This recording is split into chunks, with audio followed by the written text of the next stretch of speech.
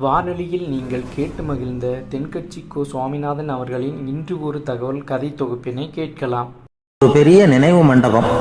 அதுக்கு முன்னாடி ஒரு அப்பாவும் பிள்ளையும் நின்றுக்கிட்டு இருக்கிறாங்க. அந்த வழியாக போகிறவங்க வர்றவங்கெல்லாம் அந்த இடத்துல நின்று அது என்ன மண்டபம் அப்படின்னு விசாரிக்க ஆரம்பித்தாங்க. அந்த அப்பாவும் பிள்ளையும் தான் வர்றவங்களுக்கெல்லாம் விவரம் சொல்லிகிட்டு இருக்கிறாங்க. அதாவது இந்த இடத்துல ஒரு பெரிய மகான் சமாதி ஆகியிருக்கார். அவர் சமாதியான இடத்துல இந்த நினைவு மண்டபத்தை கட்டியிருக்கிறோம் அப்படின்னாங்க. ஊர் பூரா இந்த செய்தி பரவிச்சு. நிறைய பேர் அந்த இடத்த தேடி வர ஆரம்பித்தாங்க. இங்கே வந்து கொஞ்சம் நேரம் உட்காந்துட்டு போனால் மனசுக்கு ஒரு நிம்மதி கிடைக்கிது அப்படின்னாங்க.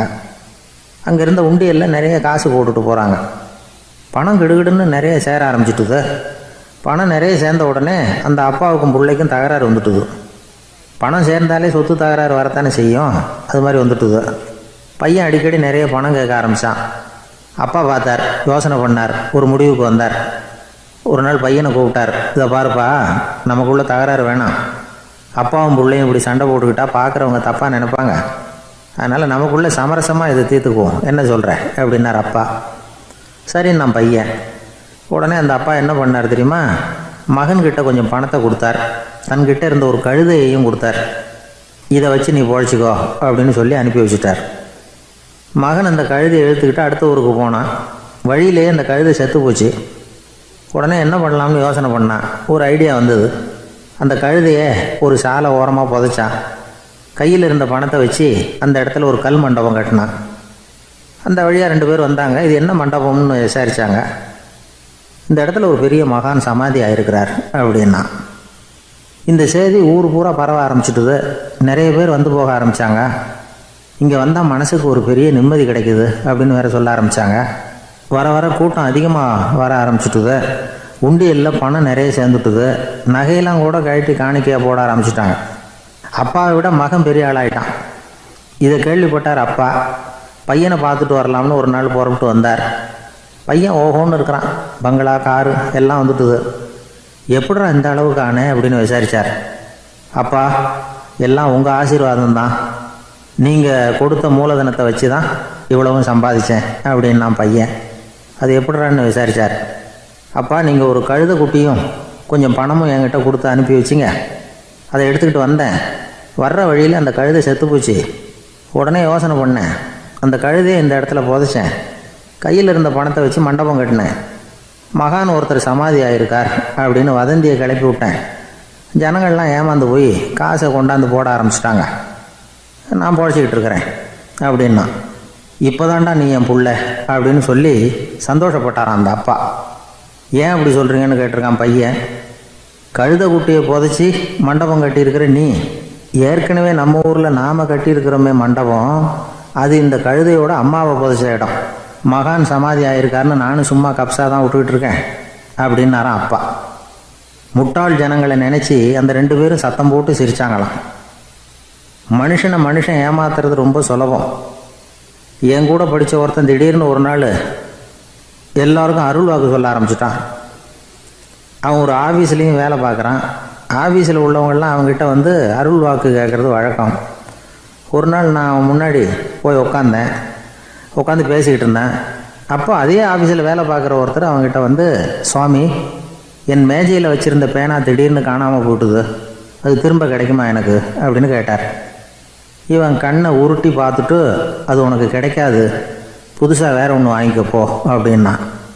சரின்னு அவர் போயிட்டார்.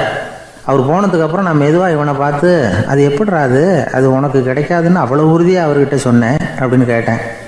இவன் மெதுவாக என் காதுகிட்ட வந்து, அந்த பேனாவை கிளப்புனதே நான் தான் அப்படிங்கிறான். ஒருத்தன் வேகமாக ஓடி வந்தான். ஏப்பா அப்படி தலை தெறிக்க ஓடி வர்றேன்னு கேட்டேன். பின்னாடி துரத்திக்கிட்டு வருது சார் அப்படின்னா. ஏதாவது நாய் துரத்திக்கிட்டு வருது போல இருக்கு அப்படின்னு நினச்சி அவனுக்கு பின்னாடி பார்க்குறேன். கண்ணு கேட்டின தூரம் வரைக்கும் எதுவுமே தெரியல. ஏன்பா, எதுவும் ஒன்றை துரத்துறது மாதிரி தெரியலையே என்ன, நல்லா பாருங்கள் சார் அப்படின்னா. பார்த்துட்டு தான் சொல்கிறேன் என்ன.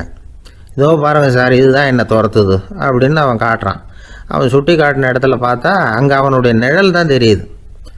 என்னப்பா சொல்கிற அப்படின்னு சொல்லி அவனை சந்தேகமாக பார்த்தேன். அதுக்கப்புறம் தான் அவன் விவரமாக பேசினான்.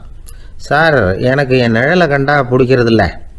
எப்போ பார்த்தாலும் இது என்னையே பின்தொடர்ந்து வந்துக்கிட்டு இருக்குது. இதை என்னால் சகிக்கவே முடியல. இதை என்கிட்டேருந்து பிரிக்கிறதுக்கு எவ்வளவோ முயற்சிகள்லாம் பண்ணி பார்த்துட்டேன், முடியலன்னா. அப்படி என்னென்ன முயற்சிகள் பண்ணினேன் அப்படின்னு கேட்டேன். அவன் என்னென்ன செஞ்சாங்கிறத விவரமாக சொன்னான்.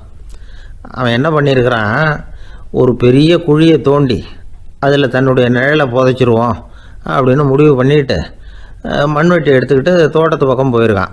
ஆழமாக ஒரு குழியை தோண்டியிருக்கான். குனிஞ்சு பார்க்குறான். அந்த குழிக்குள்ளே தன்னுடைய நிழல் தெரியுது. ஆஹா, இதுதான் சமயம், நிழல் இப்போ குழிக்குள்ளே இருக்குது, மண்ணை போட்டு மூடி விடலாம் அப்படின்னு நினச்சிக்கிட்டு கொஞ்சம் மண்ணை அள்ளி போட்டான். பார்த்தா இப்போ அந்த நிழல் அந்த மண்ணுக்கு மேலே வந்து நிற்கிது.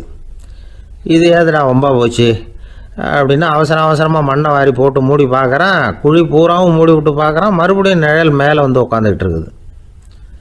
சரி, இதை குழியில் புதைக்க முடியாது அப்படின்னு முடிவு பண்ணிட்டு இதை இங்கேயே இப்படியே விட்டுட்டு ஒரே ஓட்டமாக ஓடி போடுவோம் அப்படின்னு நினச்சி எடுத்தான் ஓட்டம். அது காலை நேரம். இவன் மேற்க நோக்கி ஓடிக்கிட்டு இருக்கிறான். ஓடி ஓடி பார்க்குறான், நிழல் இவனை விட வேகமாக இவனுக்கு முன்னாடி ஓடிக்கிட்டு இருக்கு. சரி, திரும்பி ஓடி பார்ப்போம் அப்படின்னு நினச்சிக்கிட்டு அப்படியே சடார்னு திரும்பி ஓட ஆரம்பித்தான்.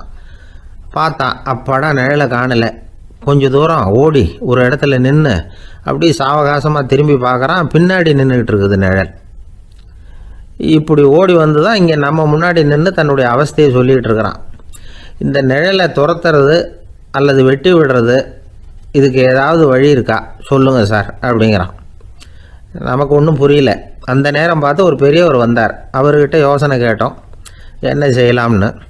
அவர் சொன்னார், இந்த பாருப்பா, நீ அங்கேயும் எங்கேயும் ஓடாத, அப்படியே கீழே படுத்துக்கொண்டார். அது நல்ல உச்சி வேலை. அவன் அப்படியே கீழே படுத்துக்கிட்டான். இப்போ அப்படி இப்படின்னு திரும்பி பார்க்குறான், நிழலை காணலை. அவன் இப்போ தான் நிம்மதியாக இருந்தான். இப்போ அந்த பெரியவர் சொன்னார், எல்லா மனிதர்களுமே இப்படி தான் ஓடிக்கிட்டு இருக்கிறாங்க. நான் எனது அப்படிங்கிற ஆணவம் தான் அவங்கள துரத்திக்கிட்டு இருக்கு. அதை விட்டுட்டு ஓடணும்னு நினச்சாலும் அது முன்னாடி வந்து நிற்கிது. பரம்பொருளை நோக்கி ஓடுறப்போ இந்த ஆணவம் பின்னாடி வந்து விடுது. பரிபூர்ண சரணாகதிங்கிற நிலையில் அது முழுசுமாக மறைஞ்சு விடுது. தன்னை உணர்கிற வேலை அது. அந்த நேரம் மனிதனுக்கு விடுதலை உணர்வு ஏற்படுகிற நேரம் அது. அப்படிப்பட்ட சுதந்திர மனிதர்களாக எல்லாரும் மாறி போயிட்டாங்கன்னா இந்த உலகமே இன்பமயம் அப்படின்னு ஒரு விளக்கம் கொடுத்தார் பெரியவர். நம்மால் ஒருத்தர் வேகமாக ஓடி வந்துக்கிட்டு இருந்தான். ஏன்டா அப்படி ஓடி வர்ற அப்படின்னு கேட்டார் எதிரில் வந்தவர். ஆசை துரத்துது, அதுதான் ஓடி வர்றேன்னா. உனக்கு என்ன ஆசைன்னு கேட்டார். எனக்கு ஒன்றும் ஆசை இல்லைங்க, என்னை எப்படியாவது பிடிச்சுடணும்னு போலீஸ்காரங்களுக்கு ஆசை. அந்த ஆசை இப்போ என்னை துரத்தி பின்னாடி வந்துக்கிட்டு இருக்குது. அதுதான் தப்பிச்சு வந்துக்கிட்டு இருக்கிறேன். குறுக்க நிற்காதீங்க சார், வழியை விடுங்க அப்படின்னு சொல்லிவிட்டு வேகமாக ஓடி மறைஞ்சான். ஒரு ஊரில் ஒரு பெரியவர் இருந்தார். அவர் ஒரு குரு. அவர் தொடர்ந்து தியான கூட்டங்கள் நடத்துவார். அந்த கூட்டத்தில் கலந்துக்கிறதுக்காக பல ஊர்கள்லேருந்து சீடர்கள் நிறைய பேர் வருவாங்க போவாங்க. ஒரு நாள் அங்கே கூட்டம் நடந்துக்கிட்டு இருக்குது. அந்த சமயத்தில் சீடர்களில் ஒருத்தன் என்னத்தையும் திருடி விட்டான். மற்ற சீடர்கள் அதை கவனிச்சுட்டாங்க. இவன் ஆப்பிட்டுக்கிட்டான். கூட்டம் முடிஞ்ச பிற்பாடு இவன் திருடின விஷயத்தை அந்த பெரியவர்கிட்ட போய் சொன்னாங்களாம். அவர் கவனத்துக்கு கொண்டுகிட்டு போனாங்க. ஆனால் அவர் இதை காதிலே போட்டுக்கல, கண்டுக்கவே இல்லை. போய் சொன்ன சீடர்களுக்கெல்லாம் ஏமாத்தமாக போயிட்டுது. என்ன இது, இவ்வளவு தூரம் நாம் கண்டுபிடிச்சி போய் சொல்கிறோம், அவர் கண்டுக்கவே மாட்டேங்கிறாரே அப்படின்னு ஒரு மாதிரி ஆகிட்டாங்க. இருந்தாலும் அதை பற்றி ஒன்றுமே சொல்லிக்கல, பேசாமல் இருந்துட்டாங்க. கொஞ்ச நாள் ஆச்சு. அதே ஆள் மறுபடியும் ஒரு திருட்டில் மாட்டிக்கிட்டான். சீடர்கள் மறுபடியும் அந்த குருக்கிட்ட விஷயத்தை சொன்னாங்க. அவர் அப்பவும் வழக்கம் போல் சும்மாவே இருந்துட்டார். இவர் இப்படி இருக்கிறத பார்த்ததும் அந்த சீடர்களுக்கு கோபம் வந்துட்டுது. உடனே அந்த சீடர்கள்லாம் ஒன்று கூடி பேசினாங்களாம். எல்லாருமா சேர்ந்து ஒரு விண்ணப்பம் தயார் பண்ணாங்க. அதை குருநாதர்கிட்ட கொண்டுட்டு போய் கொடுத்தாங்க. அந்த விண்ணப்பத்தில் இவங்க என்ன எழுதியிருக்கிறாங்க தெரியுமா? குருநாதர் அவர்களே, உடனே திருடனவன் மீது சட்ட நடவடிக்கை எடுக்கணும். நீங்கள் அப்படி அவனை இங்கே சேர்க்கக்கூடாது. நீங்கள் சேர்த்திங்கன்னா நாங்கள் இங்கே இருக்கிறத பற்றி யோசிக்க ஆரம்பிச்சிருவோம். அவனை இந்த மடத்தை விட்டே துரத்தி பண்ணணும். நீங்கள் அவனை வெளியில் அனுப்புங்க, இல்லைன்னா நாங்கள் அத்தனை பேரும் வெளியில் போயிடுறோம். இப்படி தான் அந்த விண்ணப்பத்தில் எழுதியிருக்கிறாங்க. குரு அந்த விண்ணப்பத்தை வாங்கி படித்து பார்த்தார். அதுக்கப்புறம் அதை எழுதின அத்தனை பேரையும் கூப்பிட்டாரு. எல்லோரும் இப்படி வாங்கன்னாரு. வந்தாங்க. இப்படி என் எதிரில் உட்காருங்கன்னார். உட்காந்தாங்க. அப்புறம் சொன்னார், இதை பாருப்பா, நீங்கள் எல்லோரும் புத்திசாலிகள். உங்களுக்கு எது நல்லது எது கெட்டதுங்கிறது நல்லா தெரியும். நீங்கள் மேற்கொண்டு ஏதாவது படிக்கணும்னு நினச்சா வேறு எங்கே வேணும்னாலும் போகலாம். அதுக்கு நான் தடை சொல்ல மாட்டேன். ஆனால் உங்களால் குற்றம் சாட்டப்பட்ட அவன் இருக்கானே, அவன் எப்படின்னா அவனுக்கு எது நல்லது எது கெட்டதுங்கிறதெல்லாம் தெரியாது. அதனால தான் திருடுறான். நீங்கள் சொல்கிறது மாதிரி அவனை அடித்து துரத்தி விடுறோம்னு வச்சுக்கோங்க, அவனுக்கு எப்படி நல்லது கெட்டது தெரியும்? அவனுக்கு அதை யார் சொல்லி கொடுக்கறது?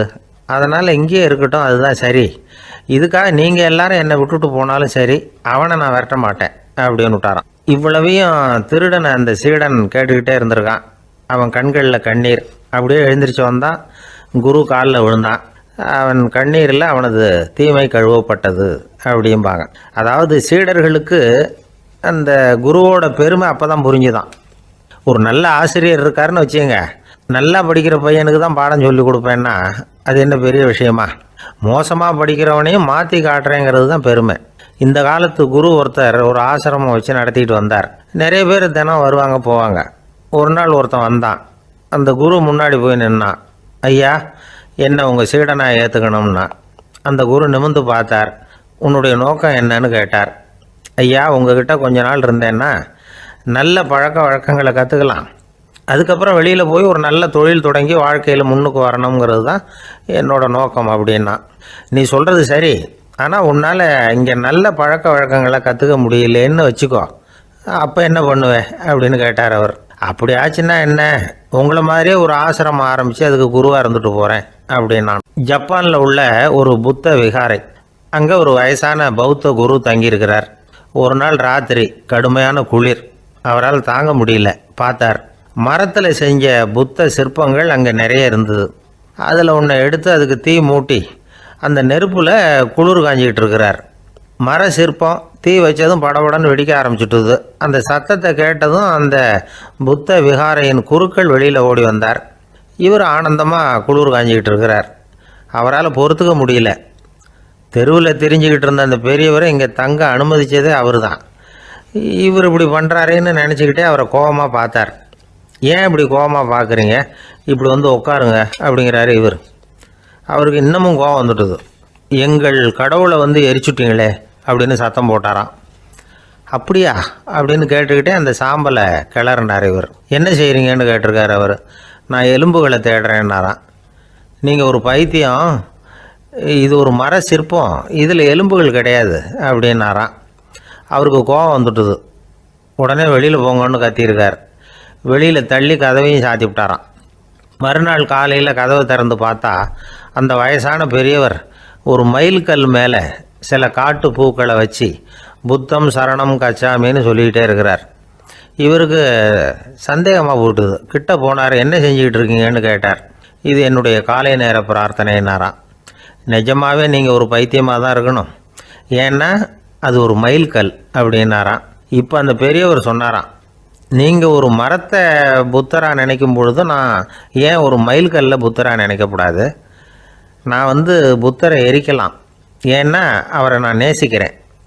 அந்த சிற்பம் வந்து மரத்தால் ஆனதுங்கிறது எனக்கு தெரியும். நான் ஒரு மயில்கல்லை தொழலாம், ஏன்னா அது எனது பூக்களை தாங்குது. நான் இந்த மயில்கல்லுக்குள்ளே மறைஞ்சிருக்கிற புத்தரை பார்க்குறேன். யாராவது ஒரு சிற்பி இதை சிலையாக்கினாதான் நீங்கள் புத்தரை பார்க்க முடியும். அன்னைக்கு ரொம்ப குளிராக இருந்தது. நான் எனக்குள்ளே இருக்கிற புத்தரையும் பாதுகாக்கணும். உள்ளே இருக்கிற புத்தரை காப்பாற்றுறதுக்காக வெளியில் உள்ள புத்தரை எரிக்கலாம், அதில் ஒன்றும் தப்பு இல்லை. அது அவருடைய போதனையிலேயே இருக்குது. உனக்குள் ஜோதியாக இரு அப்படிங்கிறது அவருடைய போதனை. என்னுடைய புத்தர் வந்து குளிரில் நடுங்கிட்டு இருந்தார். அந்த மர சிற்பங்கள் வெயில் மழையில் உணர்ச்சி இல்லாமல் இருந்தது, அதனால் அப்படி பண்ணினேன். ஆனால் நீங்கள் என்ன பண்ணீங்க? நான் ஒரு மர புத்தரை எரிச்சதுக்காக உயிருள்ள புத்தரை வெளியில் தள்ளி கதவை சாத்தினீங்க அப்படின்னாராம் அந்த பெரியவர். உண்மையான பக்திங்கிறது இதுதான். அதாவது உனக்குள் ஜோதியாக இரு அப்படின்னு புத்தர் சொன்னார் இல்லையா, அது மாதிரி தனக்குள் ஜோதியாக இருக்கிற இந்த காலத்து ஆசாமிகள் நிறைய பேர் உண்டு. எப்பவும் போதையிலேயே இருக்கிறவங்க. ஒரு நாள் நடு ராத்திரி ஒரு மது கடையில் ஒரு ஆள் அங்குள்ள சிப்பந்திகள்கிட்ட கேட்டுக்கிட்டு இருக்கிறான். மறுபடியும் இந்த கடை எப்போ திறப்பாங்கன்னு கேட்டானா. நாளைக்கு காலையில் 8 மணிக்கு திறப்பாங்க அப்படின்னு நானும் அங்கே இருந்த ஆள். அவன் திருப்பி திருப்பி அதையே கேட்டுக்கிட்டு இருக்கான். இவனுக்கு பதில் சொல்லி சொல்லி அழுத்து போச்சு. அதான் சொல்கிறேன் ஐயா, நாளைக்கு காலையில் வா அப்படின்னாங்களாம். அதுக்கு இவன், நான் வர்றதுக்காக கேட்கலையா, நேற்றுக்கு வந்தவன் உள்ளேயே மாட்டிக்கிட்டேன், வெளியில் போகிறதுக்காக கேட்டேன் அப்படின்னானான். எனக்கு வாழ்க்கையில் ஒரே ஒரு ஆசை தான் சார் அப்படின்னார் ஒருத்தர். அது என்னன்னு கேட்டேன். ஆசைகளை ஒழிச்சுடணுங்கிறது தான் என்னோட ஆசை அப்படின்னார். இப்படி ஆசைகளை ஒழிக்க வேண்டும் அப்படிங்கிறதையே ஒரு ஆசையாக கொள்வது அபத்தம் அப்படிங்கிறார் ஒரு பெரியவர். இது மாதிரி ஆசைகளை ஒழிக்க ஆசைப்பட்டால் அந்த நோக்கம் நிறைவேறாதான். அந்த முயற்சியால் புதுசாக சில துன்பங்கள் தான் சேருமா. அதில் புதுசாக ஒரு ஆசை தலை தூக்கும் அப்படிங்கிறார் அவர். ஆசைகளை தானாக விழ வச்சுடலாம். அதுக்கு வழி என்ன தெரியுமா? எந்த ஒரு ஆசையையுமே பூரணமாக நிறைவேற்றி கொள்ள முடியாதுங்கிறத உணரணும். அதை உணர்ந்தால் ஆசைகள் தானாக விழுந்துடும். அதை விட்டுட்டு ஆசைகளை விட்டுடணுங்கிறதையே ஒரு ஆசையாக வச்சுக்கிட்டு அதுக்காக கடுமையாக முயற்சிகளையும் செஞ்சுக்கிட்டு நான் ஆசைகளை விட்டுட்டு ஞானோதயம் அடையிறதுக்கு கடுமையாக முயற்சி பண்ணிகிட்டு இருக்கிறேன் சார் அப்படின்னு சொல்லிக்கிட்டு இருந்தால் எந்த காலத்துலேயும் ஞானோதயம் வரப்போகிறதில்ல. அதுக்கு பதிலாக துன்பந்தான் சேரும் அப்படிங்கிறது அவரோட கருத்து. எந்த ஒரு ஆசையையும் பூரணமாக நிறைவேற்றி கொள்ள முடியாது அப்படிங்கிறத உணரணும். ஒரு ராஜா, அவர் மனசில் அமைதி இல்லை, எப்பவும் கஷ்டப்பட்டுக்கிட்டே இருந்தார். இந்த துன்பத்தை போக்குறதுக்கு பல வழிகளில் என்னென்னமோ முயற்சியெல்லாம் பண்ணி பார்த்தார். ஒன்றும் சரியாக வரல. கடைசியாக ஒரு காரியம் பண்ணார். அதாவது ஒரு வேதாந்தியை தேடிட்டு போனார். அவரை பார்த்து கேட்டார், ஐயா, என்னுடைய துன்பங்கள்லேருந்து நான் விடுபடணும், அதுக்கு சுலபமாக ஏதாவது ஒரு வழி இருந்தால் சொல்லுங்களேன் அப்படின்னு கேட்டுக்கிட்டார். அதுக்கு அந்த வேதாந்தி சொன்னார், அதுக்கு ஒரு வழி சொல்கிறேன், அது மாதிரி செய். அதாவது உன்னுடைய ராஜ்யத்துக்குள்ளே போதுங்கிற மனசோடு வாழுற ஒருத்தனை கண்டுபிடிக்கணும். அப்படி கண்டுபிடிச்சி அவனுடைய சட்டையை வாங்கி நீ போட்டுக்கணும். அப்படி போட்டுக்கிட்டா உன்னுடைய துன்பம் தீர்ந்துடும் அப்படின்னார். உடனே ராஜாவுக்கு ரொம்ப மகிழ்ச்சி. அரண்மனையில் இருந்த அத்தனை பேரையும் ஆளுக்கு ஒரு பக்கமாக அனுப்புனார். தேட சொன்னார். போதுங்கிற மனசுடைய ஒருத்தனை கண்டுபிடிச்சி கொண்டுகிட்டு வாங்க அப்படின்னார். எங்கெங்கேயோ தேடி கடைசியாக ஒரு ஆளை கண்டுபிடிச்சாங்க. அவன் போதுங்கிற மனசோடு இருக்கிறவன் தான். ஆனால் அவன்கிட்ட சட்டை எதுவும் இல்லை. இடையில கட்டியிருக்கிற துண்டே போதுங்கிற மனசோடு அவன் வாழ்ந்துக்கிட்டு இருக்கிறான். சட்டை இருந்தாவில் ராஜா வாங்கி மாட்டிக்க முடியும். அந்த வேதாந்தி ஏன் அப்படி சொன்னாருங்கிறதுக்கான அர்த்தம் இப்போ தான் ராஜாவுக்கு புரிஞ்சுதான். இது வரைக்கும் சொன்னதெல்லாம் ஞான மார்க்கத்தை தேடிடுறவனுக்கான உள்ள தகவல். இப்போ இன்றைக்கி இளைஞர்கள் இதை கேட்டுவிட்டு நமக்கு ஆசையே வேணாம் அப்படின்னு முடிவு பண்ணிவிட்டா வாழ்க்கையில் முன்னேறவே முடியாது. நம்முடைய முயற்சிக்கு ஆசை தான் தூண்டுகோல். அதனால் இந்த ஆசையையும் அந்த ஆசையையும் போட்டு குழப்பிக்கக்கூடாது. ஆனால் ஒன்று, பேராசை நமக்கு தேவையில்லை. நாம் படுற ஆசையிலேயும் ஒரு நியாயம் இருக்கணும். ஏன்னா நம்மளில் சில பேர் நீங்கள் தான் சார் சொன்னீங்க, அதனால தான் ஆசைப்பட்டேன், அரை தான் கிடச்சிது மிச்சம் அப்படிம்பாங்க கன்னத்தை தடவிக்கிட்டே. அதனால் இப்போல்லாம் எந்த தகவலை சொன்னாலும் ரொம்ப எச்சரிக்கையாக இருக்க வேண்டியிருக்குது. ஒரு ஆள் ஒரு கடை வச்சு வியாபாரம் பண்ணிக்கிட்டு இருந்தான்.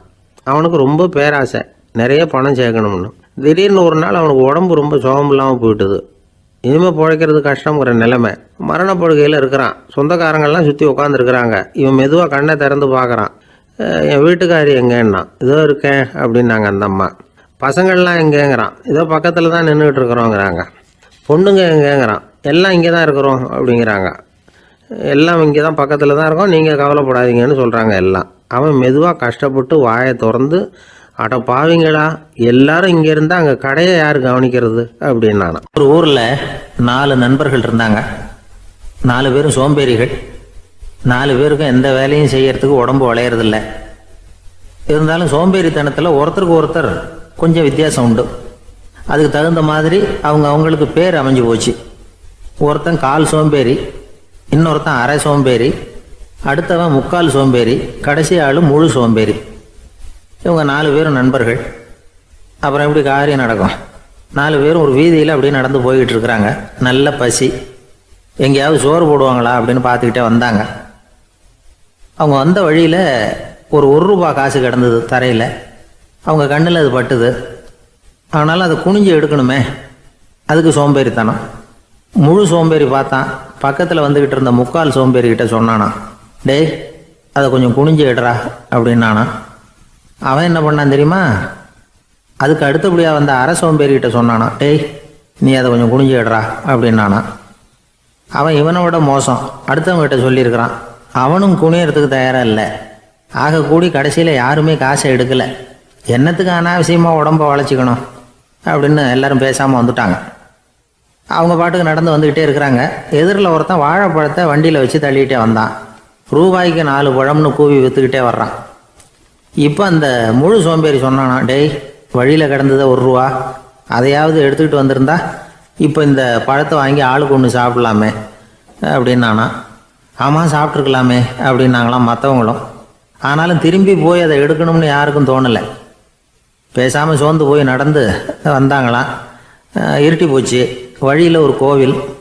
சரி இங்கேயே படுத்து தூங்குவோம் அப்படின்னா ஒருத்தன். அதுதான் சரின்னாங்க மற்றவங்களும். அப்படியே மண்டபத்தில் படுத்துட்டாங்க. கோவில் அர்ச்சகர் வேலையெல்லாம் முடிச்சு விட்டு வெளியில் வந்திருக்காரு. இவங்கள பார்த்தாராம். ஏன் இப்படி சோர்ந்து போய் கிடக்குறீங்க அப்படின்னு விசாரிச்சிருக்காரு. 2 நாளாச்சுங்க நாங்கள் சாப்பிட்டு அப்படின்னாங்களாம். அவர் உடனே ஐயோ பாவம் அப்படின்னு சொல்லி பானை, விறகு, அரிசி, தண்ணி எல்லாம் கொடுத்து நீங்களே சமையல் பண்ணி சாப்பிட்டுக்குங்க அப்படின்னு சொல்லிவிட்டு போயிட்டார். இந்த 4 பேருக்கும் சமையல் பண்ணி சாப்பிட்ணும்னு ஆசையாக தான் இருந்தது. ஆனால் அடுப்பு பற்ற வைக்கணுமே, அதுக்கு தீப்பெட்டி வேணுமே. தீப்பெட்டி இல்லை. இப்போ முழு சோம்பேறி ஆரம்பித்தான். அடுத்தவனை பார்த்து டேய் கடைக்கு போய் ஒரு தீப்பெட்டி வாங்கிட்டு வாயேன் அப்படின்னு நானான். அவன் வழக்கம் போல் அடுத்தவங்ககிட்ட சொல்லியிருக்கான். அவன் அதுக்கு அடுத்தவங்ககிட்ட சொல்லியிருக்கிறான். கடைசியாக கால் சோம்பேறிக்கிட்ட வந்து சேர்ந்தது. அவனும் அது நம்மால் முடியாது அப்படின்னு பேசாமல் இருந்துட்டான். இப்போ தீப்பெட்டி வேணுமே, அதுக்கு என்ன பண்ணுறது? அவங்களுக்குள்ளே பேசி ஒரு முடிவுக்கு வந்தாங்களாம். அதாவது யார் முதல்ல வாயை திறந்து பேசுகிறாங்களோ அவங்க தான் தீப்பெட்டி வாங்கிறதுக்கு போகணும் அப்படின்னு. அவ்வளவுதான். உடனே 4 பேரும் வாயை கெட்டியாக மூடிக்கிட்டு படுத்துக்கிட்டாங்க. அவங்க சமையல் பண்ணி சாப்பிட்டாங்களா என்ன அப்படிங்கிறது அர்ச்சகருக்கு தெரியல. சரி பார்த்துட்டு வரலாமேன்னு வந்தார். வந்து பார்க்குறாரு, இவங்க 4 பேரும் அசையாமல் படுத்து கிடக்குறாங்க. அர்ச்சகர் பயந்துட்டார். ஒருவேளை பசி தாங்காமல் செத்து போட்டாங்களோ அப்படிங்கிற பயம், அல்லது நாம் கொடுத்த உணவுப் பொருளில் ஏதாவது விஷம் கலந்துருக்குமோ அப்படின்னும் பயந்தார். அப்படின்னா நம்ம மேலே பழி வந்துருமே அப்படின்னு நினச்சி நடுங்க ஆரம்பிச்சிட்டார். அப்புறம் அவரும் ஒரு முடிவுக்கு வந்தாராம். கோவிலுக்கு பக்கத்துலேயே ஒரு பெரிய குழி இருந்தது. அதில் ஒவ்வொருத்தரையாக இழுத்துக்கிட்டு போய் போட்டார். கொஞ்சம் மண்ணை தள்ளினார். காலால் மிதித்தார். அவர் மிதித்த மிதி ஒருத்தன் அடி வயத்தில் போட்டுவிட்டுது. அவன் உடனே வலி தாங்காமல் ஐயோ அம்மான்னு அலறினான். உடனே நடந்தது என்ன தெரியுமா? மற்ற 3 பேரும் துள்ளி எழுந்திரிச்சாங்களாம். அவனை பார்த்து நீ தாண்டா தீப்பெட்டி வாங்க போகணும், நீ தாண்டா வாங்க போகணும், நீ தான் சத்தம் போட்ட அப்படின்னு சொல்லி ஆரம்பிச்சிட்டாங்களாம். அர்ச்சகர் பார்த்தார். இது பேய் மாதிரி தெரியுதுன்னு நினச்சிக்கிட்டு ஒரே ஓட்டமாக ஓடி போட்டாராம். கிராமப்புறங்களில் இப்படி ஒரு கதையை சொல்கிறது உண்டு. சோம்பல்ங்கிறது நம்ம முன்னேற்றத்துக்கு பெரிய தடை அப்படிங்கிறத நாம் புரிஞ்சுக்கணும். அதுதான் இந்த கதை சொல்கிற நீதி. ஒரு பள்ளிக்கூடத்தில் ஒரு புதுமையான போட்டி நடந்துதான். அதாவது சோம்பேறித்தனத்துக்கு பரிசு. அதில் 2வது பரிசு யாருக்குன்னு அறிவித்தாங்க. ஒரு பையன் எழுந்திரிச்சு மெதுவாக நடந்து போய் பரிசை வாங்கிட்டான். அடுத்தது முதல் பரிசு யாருக்கு அப்படின்னு அறிவிச்சாங்களாம். அவன் கடைசி வரிசையிலேருந்து கத்தனானா, ஐயா அதையும் அந்த பையன் மூலமாகவே கொடுத்து அனுப்பி வச்சுருங்க, இங்கே வந்தது நான் வாங்கிக்கிறேன் அப்படின்னு நானா. ஒரு ஏரி ஓரமாக 2 பசங்க நடந்து போய்கிட்டு இருக்கிறாங்க. அதில் ஒருத்தன் பணக்கார வீட்டு பையன், இன்னொருத்தன் ஏழை. இவங்க 2 பேரும் போய்கிட்டு இருக்கிறாங்க. வழியில் ஒரு இடத்துல ஒரு ஜோடி செருப்பு இவங்க கண்ணில் படுது. ஒரு விவசாயி அந்த செருப்பை அங்கே விட்டுட்டு பக்கத்தில் இருந்த ஏரியில் கை காலை கழுவிட்டு இருக்கிறார். உடனே அந்த பணக்கார பையனுக்கு ஒரு ஐடியா. அவன் சொன்னானா, டேய் இப்போ ஒரு வேடிக்கை செய்யலாம். அந்த செருப்பு 2ஐயும் தூக்கி எட்டத்தில் வீசி எரிஞ்சிருவோம். அந்த ஆள் வந்து பார்த்துட்டு செருப்பை தேடி அல்லாடுவான், அங்கேயும் இங்கேயும் ஓடுவான், திருன்னு முழிப்பான். அதை பார்த்து நாம் ரசிக்கலாம், நல்ல தமாஷா இருக்கும் அப்படின்னு இருக்கான். இப்படி சொல்லிவிட்டு அந்த செருப்புகளை தூக்கிறதுக்கு போனானா. கொஞ்சம் பொறு அப்படின்னானா அந்த ஏழை பையன். ஏன்னு கேட்டிருக்கான் அவன். இப்போ அந்த ஏழை பையன் சொன்னானா, நீ சொல்கிறது ஒன்றும் வேடிக்கை கிடையாது. உன்னோட செருப்பு தொலைஞ்சா உன் அப்பா உடனே உனக்கு வேறு செருப்பு வாங்கி கொடுத்துருவார். ஆனால் அந்த ஆளுக்கு இந்த செருப்பு தொலைஞ்சதுன்னா வேறு புதுசாக வாங்கிறதுக்கு வாயையும் வயத்தையும் கட்டி பணத்தை சேர்க்க வேண்டியிருக்கும். அதனால் நான் ஒரு வேடிக்கை சொல்கிறேன், அது மாதிரி செய், அது இன்னமும் தமாஷா இருக்கும் அப்படின்னு நானா. எப்படி அது சொல்லுன்னு இருக்கான் அவன். செருப்பு 2ம் அது இருக்கிற இடத்துலையே இருக்கட்டும். உன் சட்டை பையிலிருந்து ஒரே ஒரு ரூபா நாணயத்தை எடு. அதை அந்த செருப்பு மேலே அதோட குதிகால் பகுதியில் வச்சுட்டு நாம் 2 பேரும் அந்த மரத்துக்கு பின்னாடி ஓடி போய் மறைஞ்சு நின்றுக்குவோம். அப்புறம் பாரு வேடிக்கையே அப்படின்னா. அதே மாதிரி ரூபா காசு செருப்பு மேலே வச்சுட்டு இவங்க 2 பேரும் மறைஞ்சு நின்றுக்கிட்டாங்க. கொஞ்ச நேரத்தில் அந்த விவசாயி வந்தார். காலில் உள்ள மண்ணை தட்டிவிட்டு செருப்பை மாட்டுறதுக்காக போனார். அங்கேருந்து காசு கண்ணில் போட்டுவிட்டுது. அவருக்கு ஆச்சரியமாக போச்சு. அதை கையில் எடுத்து பார்க்குறார். 4 பக்கமும் திரும்பி திரும்பி பார்க்குறார், யார் இதை வச்சுருப்பான்னு. கடைசியில் ஆகாயத்தை பார்க்குறார். ஆண்டவா இது உன்னோட கருணை தான், நீ தான் யாரோ புண்ணியவான் மனசில் தர்மம் பண்ணுற எண்ணத்தை உண்டாக்கி இருக்கிற, அந்த புண்ணியவான் நல்லா இருக்கணும் அப்படின்னு வாழ்த்தி அந்த காசை கண்ணில் ஒத்திக்கிட்டாரான். மறைஞ்சிருந்து பார்த்துக்கிட்டு இருந்த ஏழை பையன் இப்படி சொன்னான், பாத்தியா உன்னை புண்ணியவான்னு வாழ்த்திக்கிட்டு போகிறார் அந்த ஆள், அவருக்கும் சந்தோஷம், அதை பார்த்து நமக்கும் சந்தோஷம். உனக்கு 1 ரூபாங்கிறது ஒரு பெரிய விஷயம் இல்லை, ஆனால் அதனால் நமக்கு கிடைச்சிருக்கிற மகிழ்ச்சி ரொம்ப உயர்வானது அப்படின்னு நானா. வேடிக்கையும் கிண்டலும் இது மாதிரி அடுத்தவங்களுக்கு இடைஞ்சலாக இல்லாமல் இருக்கணும் அப்படிங்கிறார் கலைவாணர். ஆனால் பாருங்கள், அவருக்கே இடைஞ்சலாக வர்ற விஷயங்களை கூட அவர் வேடிக்கையாக தான் எடுத்துக்கிட்டாராம். ஒரு தடவை ஒருத்தர் கலைவாணர்கிட்ட வந்து, ஐயா என் குழந்தை செத்து போச்சு அப்படின்னு சொல்லி அழுதாராம். உடனே இவர் அவருக்கு 100 ரூபா பணத்தை கொடுத்து, இந்தாங்க அடக்கம் செய்யுங்க அப்படின்னு சொல்லி அனுப்பி வச்சாராம். 1 வருஷம் கழித்து மறுபடியும் அதே ஆள் வந்திருக்கார்.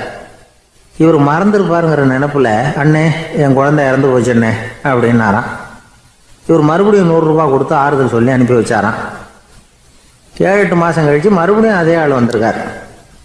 அவர் வாயை திறக்கிறதுக்கு முன்னாடியே இவர் 100 ரூபாய் அவர் கையில் வச்சு, போன 2 தடவை தான் குழந்தை செத்து போச்சு, இந்த தடவையாவது அதை சாகாமல் காப்பாற்றி விடு அப்படின்னு சொல்லி அனுப்பி வச்சாராம். அதுக்கப்புறம் அந்த ஆள் வர்றதே இல்லையா. ஒரு ஆள் இருந்தார், அவர் தன்னை ஒரு குருன்னு சொல்லிக்கிட்டார். மௌன குரு, வாயே திறக்கிறதில்ல. அவருக்கு 2 சீடர்கள் உண்டு. இவங்க தான் வர்றவங்க கிட்ட பேசுவாங்க, விளக்கம் கொடுப்பாங்க. ஒரு நாள் இந்த சீடர்கள் 2 பேரும் எங்கேயோ வெளியில் போயிட்டாங்க. அந்த நேரம் பார்த்து ஒருத்தர் அங்கே வந்தார். குருக்கிட்ட போனார். குருவே, புத்தர்னா என்னன்னு கேட்டார். குருவுக்கு ஒன்றும் புரியல. அவர் உண்மையான குருவாக இருந்தாவில் புரியும். அவர் திருன்னு முழிக்க ஆரம்பிச்சிட்டார். இந்த நேரம் பார்த்து இந்த சீடர்களும் எங்கேயோ போயிட்டாங்களே, என்ன பண்ணுறது, உதவிக்கு யாராவது கிடைக்க மாட்டாங்களா அப்படின்னு அப்படியே சுற்றி பார்க்குறார். அங்கங்கே பார்க்குறார். வந்தவர் இதை கவனித்தார். ஏதோ புரிஞ்சுக்கிட்ட ஒரு மாதிரி அடுத்த கேள்வியை கேட்டார். தர்மம்னா என்ன சுவாமின்னார். குருவுக்கு ரொம்ப சங்கடமாக போச்சு. நம்ம நிலைமை இப்படி ஆகிட்டுதே, இக்கட்டில் மாட்டிக்கிட்டோமே அப்படின்னு நினச்சபடியே விட்டத்தை பார்த்தார். அப்புறம் குனிஞ்சு தரையை பார்த்தார். அப்படியே உட்காந்துக்கிட்டார். வந்தவர் உடனே அடுத்த கேள்விக்கு போயிட்டார். தியானம்னா என்ன சுவாமின்னார். பாவம் என்ன பண்ணுவார் அந்த குரு, பேசாமல் கண்ணை கெட்டியாக மூடிக்கிட்டார். இது ஏதடா வம்பா போச்சுன்னு. இவர் இப்படி பண்ணால் கூட வந்தவர் சளைக்கலை. இன்னொரு கேள்வியும் கேட்டார். ஆசீர்வாதம்னா என்ன அப்படின்னார். இவர் பார்த்தார், இப்படியே போனால் இவர் கேள்வி கேட்குறத நிறுத்த மாட்டார் அப்படின்னு நினச்சிக்கிட்டு எனக்கு ஒன்றுமே தெரியாதுங்கிற பாவனையில் 2 கையையும் விரித்து காட்டினார். வந்தவர் முகத்தில் மகிழ்ச்சி, மன நிறைவு, ஏதோ எல்லாம் புரிஞ்சுக்கிட்ட ஒரு மாதிரி அங்கேருந்து புறப்பட்டு போனார். வழியில் அந்த குருவோட சீடர்கள் 2 பேரையும் சந்தித்தார். உங்கள் குருவை தான் பார்த்துட்டு வரேன்னார். இவர் என்ன நடந்ததுன்னு கேட்டாங்க. இவர் விவரமாக சொல்கிறார். உங்கள் குரு எவ்வளவு பெரிய ஞானி தெரியுமா? புத்தர்னா என்னன்னு கேட்டேன். அதுக்கு அவர் அப்படியும் இப்படியும் பார்த்தார். அதுக்கு என்ன அர்த்தம் தெரியுமா? மக்கள் புத்தரை அங்கேயும் இங்கேயும் தேடுறாங்க. உண்மையில் அவர் அங்கேயும் இங்கேயும் தேடி கண்டுபிடிக்க முடியாது அப்படிங்கிறத அவர் செய்கை மூலம் உணர்த்தினார். அதுக்கப்புறம் தர்மம்னா என்னன்னு கேட்டேன். அவர் மேலேயும் கீழையும் பார்த்து தர்மம் சமமானது, அதில் உயர்வு தாழ்வு இல்லைங்கிறத உணர்த்தினார். அதுக்கப்புறம் தியானம்னா என்னன்னு கேட்டேன். கண்ணை மூடிக்கிட்டார். கண்ணை மூடி காணுகிற அற்புதம் அது அப்படிங்கிறத புரிஞ்சுக்கிட்டேன். கடைசியாக ஆசீர்வதிக்கப்படுறது பற்றி கேட்டேன். கைகளை நீட்டி உதவுறது தான் அது அப்படிங்கிறத தன்னுடைய இருகை விரித்து உணர்த்தினார். எவ்வளோ பெரிய மகான் அவர் அப்படின்னு சொல்லிவிட்டு அவர் பாட்டு போயிட்டார். சீடர்கள் அதுக்கப்புறம் மெதுவாக குருக்கிட்ட சேர்ந்தாங்க. அவங்கள பார்த்ததும் குருவுக்கு கோபம் வந்துட்டுது. அடே பாவிகளா, எங்கடா போய் தொலைஞ்சிங்க, நான் ஒரு ஆளுகிட்ட மாட்டிக்கிட்டு என்ன பாடுபட்டிருக்கேன் தெரியுமான்னார். இது மாதிரி தான் நாம் சாதாரண மனிதர்களின் புற வேடங்களிலேயே மயங்கி போயிடுறோம். அவங்க பேச்சு, செய்கை, பார்வை இதிலெல்லாம் ஏதோ பெரிய தத்துவம் இருக்கிறதாக நினச்சிக்கிறோம். உண்மையிலேயே அந்த தத்துவங்கள் யாருக்கு சொந்தம்?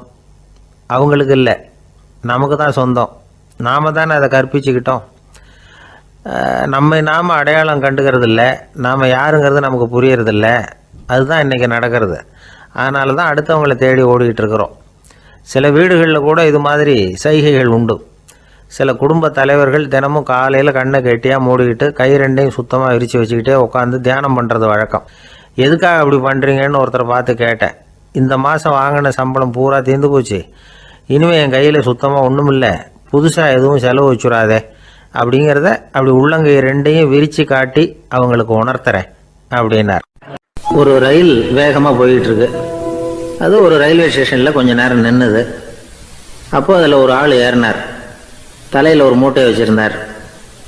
மூட்டையை தலையில் சுமந்துக்கிட்டே உள்ளே வந்தார். மூட்டையை தலையில் சுமந்துக்கிட்டே ஒரு இடத்துல உட்காந்தார். ரயில் மறுபடியும் புறப்பட்டுது. இவர் தன் தலையில் இருந்த மூட்டையை கீழே இறக்கி வைக்கணும்ல, வைக்கல, சுமந்துக்கிட்டே வரார். எதிரில் உட்காந்துருந்தவர் கேட்டார், ஏங்க ஏன் இப்படியே உட்காந்துருக்குறீங்க தலையில் மூட்டையை வச்சுக்கிட்டு? மூட்டையை கீழே இறக்கி வைக்கலாமே அப்படின்னார். வேணாங்க, பாவம், தலையில் இருக்கிற மூட்டையை இறக்கி ரயிலில் வச்சா ரயிலுக்கு பாரம் அதிகமாக இருக்கும் அப்படின்னார் அவர். இப்படி ஒரு ஆளை பார்த்தா நமக்கு சிரிப்பு தான் வரும். ஏன்னா ரயிலுங்கிறது அந்த மூட்டையையும் சேர்த்து சுமந்துக்கிட்டு தான் போகுது. அவன் அந்த மூட்டையை தலையில் வச்சுருந்தாலும் ஒன்று தான், தரையில் வச்சுருந்தாலும் ஒன்று தான். அதனால் ரயிலுக்கு எந்த மாற்றமும் ஏற்பட போகிறதில்ல. அதே மாதிரி தான் நம்ம மனமும். இதுவும் ஒரு தேவையில்லாத சுமை, அனாவசியமாக சுமந்துக்கிட்டு இருக்கிறோம். இதை கீழே இறக்கி வச்சுட்டா வாழ்க்கை பிரயாணம் சுகமாக இருக்கும். ரயில் பிரயாணம் பண்ணுற அந்த ஆள் மூட்டையை சுமக்கிறான், வாழ்க்கை பிரயாணம் பண்ணுற நாம மனசை சுமக்கிறோம். இது ரெண்டுக்கும் எந்த வித்தியாசமும் இல்லை. மனசை கீழே இறக்கி வச்சுட்டா பாரம் இல்லாமல் வாழலாம், பறவைகள் மாதிரி பறக்கலாம், குழந்தைகள் மாதிரி கள்ளங்கபடம் இல்லாமல் வாழலாம். இந்த வெளி உலகத்தில் நாம் நிலை பெற்று இருக்கணும், வேரூன்றி இருக்கணும். அதே சமயம் நம்முடைய உள்வெளியில் ஆன்மீக வாழ்க்கையில் பாரம் இல்லாமல் இருக்கணும். அப்போ பறக்கணும், நதியை போல் ஓடணும், மிதக்கணும். பயணம் சுகமாக இருக்கும், களைப்பு தெரியாது, கவலை தெரியாது. ஒரு சீடன் போதி தர்மரை நாடி வந்தான். குருவே, நீங்கள் என்ன வெறுமையாக இருக்க சொன்னீங்க, நான் இப்போ மறுபடியும் வெறுமையானவன் ஆகிட்டேன், அதனால் இப்போ என்ன செய்ய சொல்கிறீங்க என்ன அப்படின்னு சொல்லி நின்னான். உடனே அந்த குரு பக்கத்தில் இருந்த ஒரு குச்சியை எடுத்து அவன் தலையில் அடித்து, போய் அந்த வெற்றுத்தன்மையையும் வீசி எறிந்து விட்டு வா அப்படின்னார். நான் இப்போ காலியாக இருக்கிறேன்னு ஒருத்தன் சொல்கிறான்னு வச்சுக்கோங்க, அது உண்மை இல்லை. ஏன்னா இன்னமும் அதில் நான்கிற எண்ணம் இருக்குது. எந்த சிந்தனையும் இல்லாமல் இருக்கிறது கடினம்தான். ஆனாலும் மனிதன் அதில் உள்ள நுட்பத்தை புரிஞ்சுக்கிட்டான்னா இவ்வளவு தூரம் தூக்கி சுமந்துக்கிட்டு வந்த அந்த மனதின் முட்டாள்தனத்தை அவனே பார்த்துட்டு சிரிப்பான். இதுதான் பெரியவங்க சொல்லியிருக்கிற ஆலோசனை. நம்மால் ஒருத்தன் தலையில் ஒரு பெரிய மூங்கில் கூடையோடு ரயிலில் உட்காந்தான். கூடை தலையில் இருந்தது, கீழே இறக்கி வைக்கல. எதிரில் இருந்தவர் கேட்டார், ஏங்க எதுக்காக அதை அனாவசியமாக சுமந்துக்கிட்டே இருக்கீங்க, கீழே இறக்கி வைங்களேன்னார். இல்லைங்க, நான் வீட்டை விட்டு புறப்படும் பொழுதே என் பையன் சொல்லிவிட்டான், கூடையை தலையை விட்டு இறக்கக்கூடாதுன்னு அப்படின்னார். அவன் சின்ன பையன், விவரம் இல்லாமல் சொல்லியிருப்பான். இப்போ என்ன நேரில் வந்தால் பார்த்துக்கிட்டு இருக்கிறான், நீங்கள் இறக்கி வைங்கன்னார் அவர். அவன் நேரில் பார்த்துக்கிட்டு இல்லை, இருந்தாலும் நான் இந்த கூடையை கீழே இறக்கி வச்சா அது அவனுக்கு தெரிஞ்சிடும் அப்படின்னாரு இவர். அது எப்படின்னார் அவர். அவன் தனக்கு டிக்கெட் வாங்க வேணாம்னு சொல்லி இப்போ இந்த கூடைக்குள்ளே தான் உட்காந்துருக்கிறான் அப்படின்னார் இவர். ஒரு ஊரில் ஒரு ராஜா இருந்தார். அவர் ஒரு நாள் காலையில் அரண்மனையில் மேல் மாடத்தில் நின்றுக்கிட்டு இருந்தார். அப்போ ஒரு ஆள் வீதியில் ரொம்ப வேகமாக ஓடிக்கிட்டு இருக்கான். அதை ராஜா கவனித்தார். அவன் மனசில் ஏதோ ஒரு தவிப்பு இருக்குங்கிறத புரிஞ்சுக்கிட்டார். உடனே அரண்மனை சேவகர்களை கூப்பிட்டார். அந்த ஆளை இங்கே அழைச்சிட்டு வாங்க அப்படின்னார். இவங்க ஓடி போய் அந்த ஆளை அழைச்சிட்டு வந்தாங்க. மன்னர் முன்னாடி நிறுத்தினாங்க. மன்னர் அவனை நிமிர்ந்து பார்த்தார். எதுக்காக இவ்வளவு வேகமாக ஓடிக்கிட்டு இருக்கிற அப்படின்னு கேட்டார். இதுக்கு அவன் சொன்னான், மன்னா, நம்ம கோட்டையின் வடக்கு வாசல் இருக்கு இல்லையா, அது ஓரமாக ஒரு பெரிய பாறாங்கல் கிடக்கு. அதுக்கு அடியில் நான் ஒரே ஒரு வெள்ளி நாணயத்தை புதைச்சி வச்சிருக்கேன். அது இப்போ எனக்கு தேவைப்படுது. என்னுடைய மனைவிக்கு ஒரு பரிசு வாங்கி கொடுக்க வேண்டியிருக்கு. அதுக்காக தான் அவசரமாக ஓடிக்கிட்டு இருக்கிறேன் அப்படின்னா. மன்னர் யோசனை பண்ணார். அப்புறம் சொன்னார், அதுக்காகவா இப்படி ஓடுற? பரவாயில்ல, அதை பற்றி கவலைப்படாத. நான் உனக்கு 10 வெள்ளி காசுகள் தர்றேன், வாங்கிட்டு திரும்பி போ அப்படின்னார். இவன் தலையை சொரிஞ்சான். மன்னா, நீங்கள் கொடுக்கறத ரொம்பவும் மகிழ்ச்சியோடு வாங்கிக்கிறேன். இருந்தாலும் அதுக்கப்புறம் அந்த வடக்கு வாசலுக்கு போய் அங்கே இருக்கிற ஒரு நாணயத்தையும் எடுத்துக்கிட்டு போயிடுறேனே அப்படின்னானா. இதை வரப்பா, அந்த ஒரு நாணயத்தை மறந்துடு, உனக்கு 100 வெள்ளி நாணயங்கள் தரேன் இருக்கார். மன்னா, ரொம்ப மகிழ்ச்சி. உங்கள் மாதிரி தாராள குணம் வேற யாருக்கும் வராது. நீங்கள் கொடுக்குற 100 நாணயங்களையும் வாங்கிக்கிறேன். இருந்தாலும் வடக்கு வாசலுக்கு போய் அதையும் எடுத்துக்கிட்டா 101 ஆயிடுமே அப்படின்னானா. இதை பாருப்பா, அந்த ஒரு நாணயத்தை மறந்துடு, அது எக்கேடாவது கெட்டு போகட்டும். நான் உனக்கு 100 பொற்காசுகள் தரேன். அதையாவது வாங்கிட்டு வந்த வழியிலேயே திரும்பி போடுன்னாராம். தங்க நாணயங்களே தரேன்னு சொல்கிறீங்க, தாராளமாக வாங்கிக்கிறேன், இருந்தாலும் வடக்கு வாசலுக்கு போய் அப்படின்னு மறுபடியும் ஆரம்பித்தான். அரசர் பொறுமை இழந்துட்டார். கடைசியாக ஒரு முடிவுக்கு வந்துட்டார். இதை பாருப்பா, உனக்கு என்னுடைய ராஜ்யத்திலேயே பாதியை கொடுத்துட்றேன், அப்படியாவது திருப்தியாக திரும்பிப்போ அப்படின்னாராம். மன்னா, உங்களுடைய பெருந்தன்மைக்கு ஈடு இணையே கிடையாது. தேசத்திலேயே பாதி பிரித்து கொடுக்குறேன்னு சொல்கிறீங்க, அதனால் உங்ககிட்ட ஒரு சின்ன வேண்டுகோள் அப்படின்னானா. சொல்லுன்னாராம் மன்னர் ஆர்வமாக. இவன் மெதுவாக ஆரம்பித்தான். அப்படி இந்த ராஜ்யத்தை ரெண்டாக பிரிக்கிறப்போ அந்த வடக்கு வாசல் இருக்கிற பக்கத்தை என்கிட்டயே கொடுத்துருங்கோ அப்படின்னானா. மன்னர் அசந்து போயிட்டார். இந்த கதை எதுக்காகன்னு கேட்டால், மனம்ங்கிறது ஒரு குரங்குங்கிறத புரிஞ்சுக்கிறதுக்காகத்தான். உன்னை பிடிச்சிக்கிட்டா லேசில் விடாது. அப்படிப்பட்ட மனசை அறிவு தான் வழி நடத்தணும். அதில் தான் வாழ்க்கையின் வெற்றி அடங்கியிருக்குது. ஒரு சின்ன பையன் தெருவில் அழுதுகிட்டு இருந்தான். ஏன்பா அழுவுறேன்னு ஒரு பெரியவர் கேட்டார். ₹1 காசை இங்கே தொலைச்சுட்டேன் அப்படின்னா. சரி, அதுக்காக அழாத, அதுக்கு பதிலாக 10 ரூபா தரேன், இந்தா வச்சுக்கோன்னு கொடுத்தாரு. அந்த 10 ரூபாயை வாங்கி சட்டப்பையில் போட்டுக்கிட்டு அதை விட அதிகமாக சத்தம் போட்டு அழ ஆரம்பிச்சுட்டான். மறுபடியும் ஏன்டா அழறேன்னு கேட்டார் பெரியவர். அந்த ₹1 கிடச்சிட்டுதுன்னா இப்போ என்கிட்ட 11 ரூபா இருக்குமே, இப்போ 10 ரூபா தானே இருக்குது அப்படின்னு சொல்லிவிட்டு அழறான். எனக்கு தெரிஞ்ச ஒருத்தர் இருக்கார். அவர் ஒரு பெரிய காவல்துறை அதிகாரி, ரொம்ப கண்டிப்பானவர். அவரை கண்டாவே எல்லாரும் பயப்படுவாங்க. அப்படிப்பட்டவர் வீட்டுக்கு போனால் அப்படியே அடியோடு மாறிடுவார். அங்கே போய் பார்த்தீங்கன்னா குழந்தைகளோட குழந்தையாக அவர் விளையாடிக்கிட்டு இருப்பார். அலுவலக சமயத்தில் பார்த்தீங்கன்னா குதிரை முதுகில் அவர் உட்காந்துருப்பார். வீட்டில் பார்த்தீங்கன்னா அவர் முதுகில் குழந்தை உட்காந்துருக்கும். அவர் குதிரை மாதிரி போயிட்டு இருப்பார். இது எப்படிங்க முடியுது உங்களால் அப்படின்னு கேட்டாங்க. அது ஒன்றும் இல்லை, இங்கே வீட்டுக்கு வந்த உடனே என்னோட மனசை தனியாக எடுத்து வச்சுருவேன் அப்படின்னார். அது என்னங்க உங்கள் சட்டப்பையிலையாக இருக்குது மனசு, அது தனியாக எடுத்து வைக்கிறதுக்கு அப்படின்னு கேட்டாங்க. அப்படி இல்லைங்க, இது ஒரு பயிற்சி, மனப்பயிற்சி, அவ்வளவுதான் அப்படின்னார். இப்படி சமயம் பார்த்து மனசை தனியாக வச்சுவிட தெரிஞ்சவங்க வாழ்க்கையில் எப்பவும் உற்சாகமாக இருப்பாங்க அப்படிங்கிறது பெரியவங்க கருத்து. ஒரு டாக்டர் ஆஸ்பத்திரியில் இருக்கிற வரைக்கும் டாக்டராக இருக்கலாம். அவர் மனைவிகிட்டையும் அவர் டாக்டராக இருக்க வேண்டிய அவசியம் இல்லை. ஒரு வக்கீல் கோர்ட்டில் இருக்கிற வரைக்கும் வக்கீலாக இருக்கலாம். வீட்டுக்கு வந்ததுக்கு அப்புறமும் வக்கீலாக இருக்க வேண்டிய அவசியம் கிடையாது. வீட்டில் குழந்தைகள்கிட்ட விளையாடும் பொழுதும் அதுகள்கிட்ட ஃபீஸு கேட்டுக்கிட்டு இருக்கக்கூடாது. நாம் எப்படி இருக்கணும்னு பெரியவங்க சொல்கிறாங்கன்னா, மனசோட சேரக்கூடாதான். அப்படி சேராமல் வாழ்க்கையை கவனிக்கணுமா. மனசை அப்படியே தனியாக எடுத்து பக்கத்தில் வச்சுடணும். அப்படின்னா அதை அப்படியே தூக்கி எறிஞ்சுடு அப்படின்னு அர்த்தம் இல்லை. ஏன்னா மனசுங்கிறது நமக்கு உபயோகப்படக்கூடிய ஒன்று தான். எப்போ அது தேவையோ அப்பப்போ எடுத்து உபயோகப்படுத்திக்கணும். தேவைப்படுறப்போ எடுத்து கண்ணாடியை மாட்டிக்கிறோம்ல, படிக்கும் பொழுது கண்ணாடி தேவைப்படுது, எடுத்து மாட்டிக்கிறோம் இல்லையா, அது மாதிரி கணக்கு போடுறதுக்கு மனசு தேவை. கடைக்கு போய் ஒரு பொருள் வாங்குகிறோம், காசு கொடுக்குறோம், மீதி சில்லறை சரியாக இருக்கா அப்படின்னு எண்ணி பார்த்து வாங்க வேண்டியிருக்கு. அந்த சமயத்தில் மனசை எடுத்து தனியாக வச்சுட்டேன் அப்படின்னு சொல்லிகிட்டு இருக்கக்கூடாது. பரீட்சைக்கு படிக்க வேண்டியிருக்குது, படித்ததையெல்லாம் அப்படியே நினைவில் வச்சுக்க வேண்டியிருக்கு. அந்த சமயத்தில் மனசை தூக்கி எறிஞ்சுட்டேன் சார் அப்படின்னு சொல்லிகிட்டு இருக்கக்கூடாது. அப்படி சொன்னால் பரீட்சை நம்மளை தூக்கி எறிஞ்சிடும். அதனால் தேவைப்படுறப்போ மனசை உபயோகப்படுத்தணும், தேவையில்லாதப்போ அதை தனியாக ஓய்வு எடுத்துக்க விட்டுடணும். இப்படி நாம் பழக்கப்படுத்திக்கிட்டா வாழ்க்கைங்கிறது நமக்கு புதுசாக தெரியுமா. மனசுக்கும் ஒரு சக்தி கிடைக்கும். எந்திரங்களுக்கு ஓய்வு கொடுக்குற மாதிரி மனசுக்கும் ஓய்வு கொடுக்கணும், இல்லைன்னா அது களைச்சி போயிடும். குழந்தைகள் மனசை சுமந்துக்கிட்டு இருக்கிறது இல்லை. இது முதியவர்கள் குழந்தைகள்கிட்ட இருந்து கற்றுக்க வேண்டிய ஒரு பாடம். ஆனாலும் இந்த கால குழந்தைகள்கிட்ட ரொம்ப எச்சரிக்கையாக இருக்க வேண்டியிருக்கு. ஒரு தாத்தாவும் பேரனும் விளையாடிக்கிட்டு இருக்கிறாங்க. தாத்தா, எனக்கு சைக்கிள் ஓட்ட கற்றுக் கொடு அப்படிங்கிறான் பேரன். சைக்கிள் உயரம் கூட இல்லை, அதுக்குள்ளே சைக்கிள் ஓட்டணுமா அப்படின்னார் தாத்தா.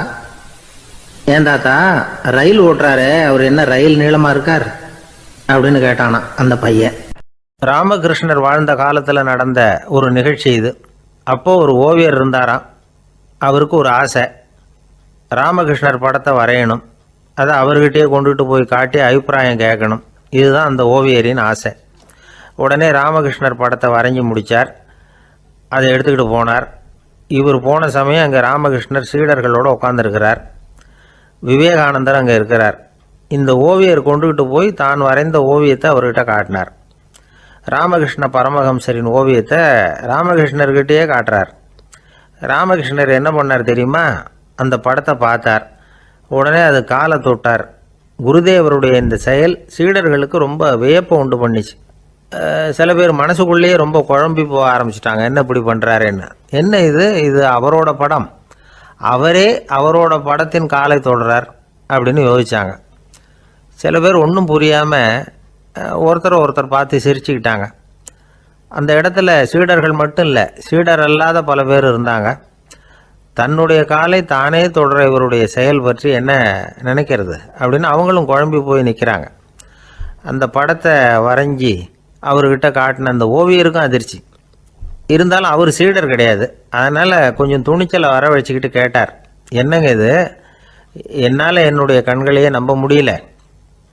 இது உங்கள் சொந்த உருவப்படம், நீங்கள் உங்கள் சொந்த கால்களையே தொடுறீங்க, இது எங்களுக்கு கொஞ்சம் சங்கடமாக இருக்குதே அப்படின்னார். ராமகிருஷ்ணரின் கண்களில் ஆனந்த கண்ணீர் வழிஞ்சுதான். அவர் சொன்னாராம், இது என்னோட படம்ங்கிறது எனக்கு தெரியும், ஆனால் இது என்னோட படம்ங்கிறதுனால நான் இதோட காலை தொடலை. நீ என்னுடைய சமாதி நிலையை இந்த படத்தில் படம் பிடிச்சி காட்டியிருக்கிற, அதனால் அதோட காலை தொடறேன். சமாதி நிலையில் யார் இருந்தாலும், அது என்னுடைய படமாக இருந்தாலும் சரி அல்லது வேறு யாருடைய படமாக இருந்தாலும் சரி, படம் யாருதுங்கிறது முக்கியம் இல்லை. இதில் எது முக்கியம்னா அது தன்னை உணர்ந்த ஒரு உணர்நிலையின் படம். அப்படி இருக்கிறப்போ அதோட காலை நான் தொடணும். அதுக்கு நீங்கள் எல்லாரும் ஏன் சங்கடப்படுறீங்கன்னு எனக்கு தெரியல அப்படின்னாராம். இப்போ தான் அங்கே இருந்த சீடர்களுக்கும் மற்றவங்களுக்கும் விவரம் புரிஞ்சுதான்.